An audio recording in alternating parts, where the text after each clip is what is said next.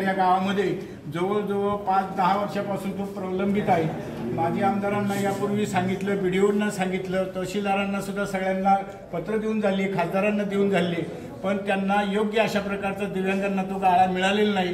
गाळा दिला तो एका साईडला दिला जिथे कोणी गिराईक येणार नाही अशा पद्धतीने। त्यांचं म्हणणं आहे की मला जिथे माझा 2 रुपयाचा धंदा होईल, माझं पोट पाणी चालेल अशा ठिकाणी मला तो गाळा द्यावा। तर त्यांची ते गाऱ्हाणं आजपर्यंत झालेलं नाही। आम्हाला खात्री आहे की दादांच्या माध्यमातून त्या ठिकाणी यांची जी समस्या आहे किंवा आमच्या दिव्यांगांच्या ज्या समस्या आहेत या सर्व समस्या सोडवल्या जातील अशा प्रकारची मी खात्री देतो आणि दादा आम्हाला त्या प्रकारचे आश्वासन देणार आहेत। धन्यवाद। हा बोला।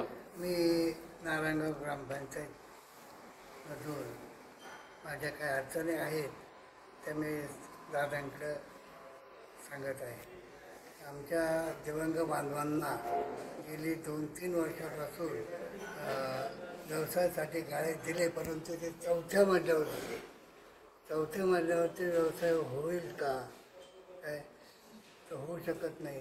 त्याकरता आम्हाला ग्राउंडला पाहिजे आणि अशी समस्या दादांनी सोडवावी हीच अपेक्षा आहे। कल्पना आहे की काही गोष्टी आपल्या हातामध्ये नाहीत, निसर्गाने काही लोकांना दिव्यांग पंचायत दिलंय। खरं तर त्यांच्या भावना ज्या आहेत त्यांच्या भावनेशी मी सहमत आहे। या विचारांना जसं बाकी इतर माणसं प्रकृतीने सुदृढ असतात, परंतु जन्मताच काही लोकांना हे आजार पण त्यांच्या जन्मतच आलेला असतं। पण अशा परिस्थितीमध्ये ते चिकाटीने जिद्दीने लढतात, संघर्ष करतात आणि आपल्या बरोबर ती सगळी मंडळी या जीवन व्यवस्थेशी जोडायचा प्रयत्न करतात। या सर्वांचा मुळात मला कौतुक वाटतं की अशा परिस्थितीमध्ये ही मंडळी आपल्या जिद्दीला आणि त्याच्या चिकाटीला बरोबर घेऊन आपला आत्मविश्वासाने प्रवास करताना आपण पाहतो। मी अपंगाच्या म्हणजे दिव्यांगाच्या बाबतीमध्ये गोष्ट निश्चित आज सांगेन तालुक्यामध्ये की आपण एवढा शपथविधी झाल्यानंतर आणि थोडंसं स्थिरस्थावर झाल्यानंतर आपण जानेवारी महिन्यापासून मी एक निर्णय घेणार की कुठल्याही दिव्यांगाच्या समस्येला तो दिव्यांग कुठल्याही शासकीय दरवाजामध्ये जाणार नाही। त्याची कामं घरी बसून ती पूर्ण करण्याची जबाबदारी ही आमदार शरद सोनवणेच्या सर्व सहकार्याचे राहील। हे समस्या मांडायच्या आणि आम्ही त्या समस्या सोडवायच्या, त्या माणसाची फरफड झालेली बिलकुल सुद्धा माझ्या आमदारकीच्या काळात मला आवडणार नाही। बिचारांची इतकी वाईट अवस्था आहे, एक तर त्यांच्यावर गाडी नाही, काही लोकांकडे पैसे नाही, काही लोकांच्या अतिशय तब्येती खराब आहे आणि अशा लोकांना ज्या वेळेला न्याय द्यायचा विषय येतो तर त्यांच्या घरापर्यंत सेवा केली पाहिजे आणि त्याचा मी निर्धार करतो आज आपल्या सर्वांच्या साक्षीने।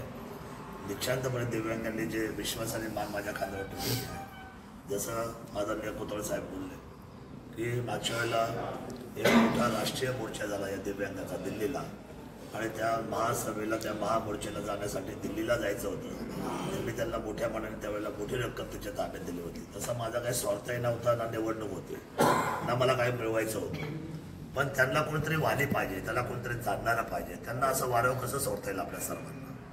आणि म्हणून या दिव्यांगांची त्यावेळेपासून पाठराखण आजपर्यंत करत आलो। मधल्या 5 वर्षामध्ये माझ्याकडे तुम्हाला कल्पना आहे की मला महत्त्वाची सीट नव्हती, म्हणजे माझ्याकडे आमदारकीची खुर्ची नव्हती, परंतु त्याही काळामध्ये कोरोनामध्ये अन्नदानाच्या किट बरोबर कदाचित त्यांच्या लक्षात आता अन्नदानाची किट वाटली, अन्नदानाच्या किट बरोबर प्रत्येक अपंगाला 200 रुपये वाटप केले होते। प्रत्येक या तालुक्यातल्या प्रत्येक दिव्यांगांना हातामध्ये किमान त्या वेळेला पैसा मिळत नाही आणि सगळं जग बंद आहे, किमान 200 रुपये प्रत्येकाच्या हातामध्ये मी टेकवले। माझी पण त्यावेळेला परिस्थिती नव्हती, म्हणजे माझा पराभव झाला होता, नंतर कोरोना आला, माझी परिस्थिती सुद्धा आर्थिक बिकट होती। अशा परिस्थितीमध्ये दिव्यांगाच्या प्रत्येक माणसाजवळ 200 रुपये पाठवायचं मी माझ्या आयुष्यामध्ये प्रामाणिक प्रयत्न करणार आणि अशी परिस्थिती मी पाहिलेली या लोकांची। त्यामुळे दिव्यांगाच्या बाबतीमध्ये अतिशय मी संवेदनशील होतो आणि इथून पुढे तर जास्त काळजी घेणार आहे। शेवटी ते माझे बहीण भावंड आहेत,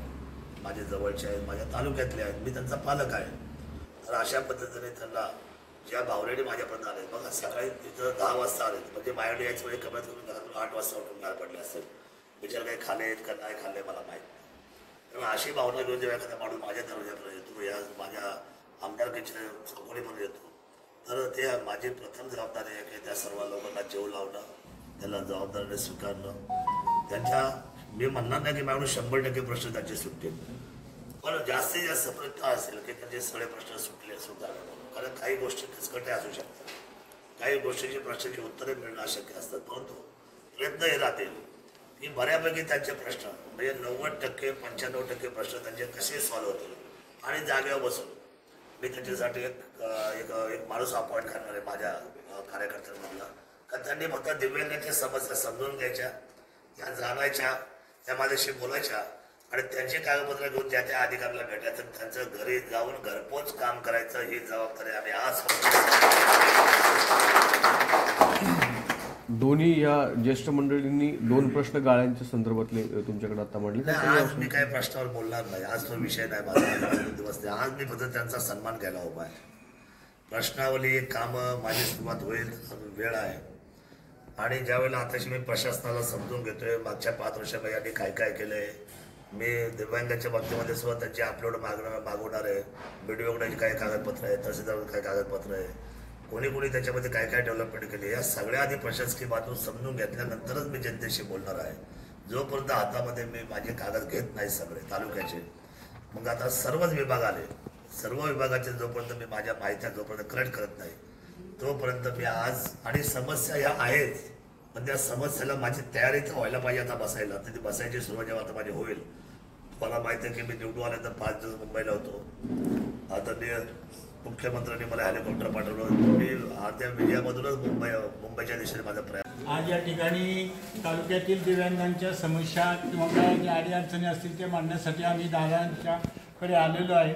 आणि दादांनी आम्हाला नेहमीच सहकार्य केलेलं आहे. मी यापूर्वीही दादांनी आम्हाला म्हणजे ज्यावेळेस आम्हाला बच्चू भाऊंनी आमची दिल्लीला ज्यावेळेस हे होती मोर्चा होता, त्या दिल्लीला मोर्चाला जायला दादांनी आम्हाला सगळं हाताने त्यावेळेस 25-30 हजार रुपये दिलेले होते. आणि आम्ही बहुतेक दिव्यांग त्यावेळेस दिल्लीला मोर्चाला गेलेलो होतो. अनेक कार्यामध्ये दादांनी आम्हाला दिव्यांग बांधवांना आम्हाला मदत केलेली आहे आणि यापुढेही दादा आम्हाला मदत करतील अशा प्रकारची आम्हाला खात्री आहे. मी दिव्यांग क्रांती आंदोलन संघटनेचा पुणे जिल्हा उपाध्यक्ष गोविंद कुतळ आहे आणि या आमच्या मंगल गांजवे महिला जिल्हा अध्यक्ष आहेत आणि तालुका अध्यक्ष आमचे मच्छिंद्र शिंदे आहेत. प्रहार संघटनेचे हे कार्याध्यक्ष आहेत, हे उपाध्यक्ष आहेत, ते आमचे पत्रकार आहेत अशोक डेरे. आणि यांचा जो प्रश्न आहे दादा, तो प्रश्न त्यांचा जो गाळ्याचा आहे 5%